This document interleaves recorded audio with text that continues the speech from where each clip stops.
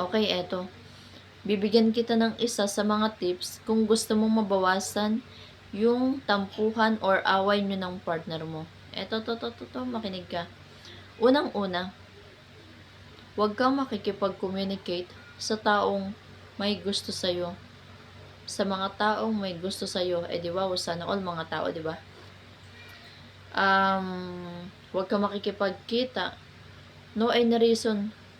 Huwag mong sabihin na matagal ko nang kakilala yan, kaibigan ko yan, kapitbahay. Enough. Kasi nasa relationship ka na, di ba? Pangalawa, iwasan mo rin yung taong gustong may mangyari sa'yo. My God, alam mo na naman ang habol niyan. At saka ayan, naku, broken talaga. Sana, enough na sa'yo yung dalawang dahilan para maging maayos kayo ng partner mo.